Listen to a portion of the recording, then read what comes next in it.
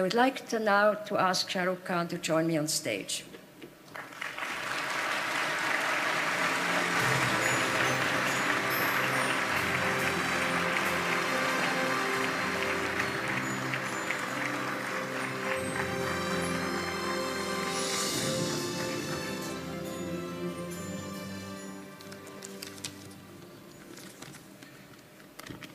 I'm genuinely and deeply grateful for this honor, and it is indeed a privilege to be in the company of two phenomenal and extraordinary human beings and talent, Kate Blanchett and Sir Elton John.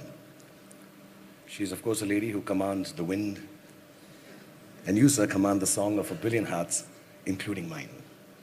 So I'm really, really touched that I've been chosen between these two. Just a special request, before you go, can I do a selfie? Now, there I've embarrassed my children. Actors are renowned narcissists. No matter how much we pretend not to believe in external beauty, we tend to be obsessed by it one way or another. And perhaps being surrounded by this obsession of beauty, a few years ago I came across a lady who had been brutalized by an acid attack. And it kind of changed my life, or the perspective of it at least. To disfigure a woman by throwing acid on her face is, to me, one of the basest, crudest acts of subjugation imaginable. At the source of it lies the view that a woman does not have the right to assert her choice, to say no to the advances of a man or a group of people. And yet each of the women I met, I'd found within them the courage to move on with their lives and to reject the idea of victimhood. What struck me most about them was this, that what was done to them only made them braver and stronger and more able to free themselves to make the choices everyone around them was telling them they could not make, couldn't make, or should not make. From them I have learned how courage can catalyze victimhood into heroism, how solidarity rather than charity enables the human will to overcome, how equality is not a concept, but a truth that encompasses all living beings, and how the service of others is not a choice anymore for any of us. It is a duty that all of us must fulfill in the name of humankind. When I journeyed through the lives of these heroic women and children through the work of Mir Foundation, I experienced a complete reversal of perspective. I stumbled upon the truth that there are no benefactors and no beneficiaries between living beings anymore.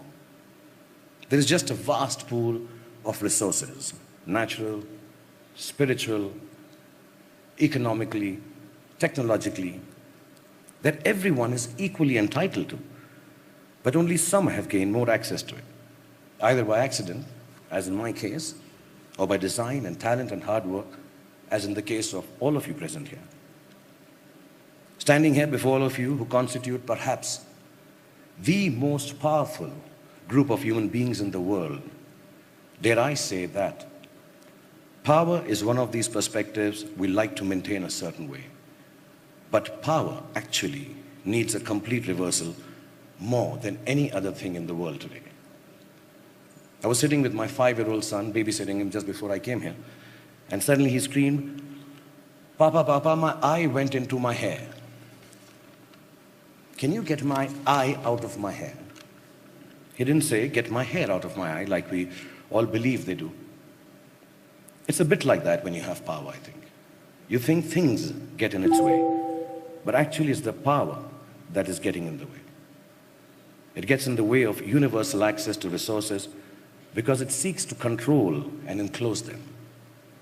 So we, the powerful, need to get out of the way, I think. To pick the barriers apart, the ones that give us names and races and colors and hierarchies. We need to get out of the way and into the work of breaking open access for each and everyone with a true sense of ourselves, not as more powerful or less privileged, but genuinely as equals. That is what I have learned from my beautifully scarred women.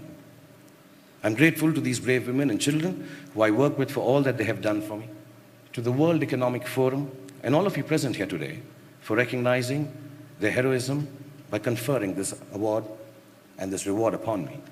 Also, I want to thank my sister and my wife and my little daughter for bringing me up well and teaching me the value of requesting, sometimes imploring, and if I may add, sometimes even begging a yes from a woman instead of forcing it upon her. Thank you so much, Professor Schwartz, for having me here. And thank you, Mrs. Schwartz. Thank you, Davos. Namaskar and Jai Hind. Thank you.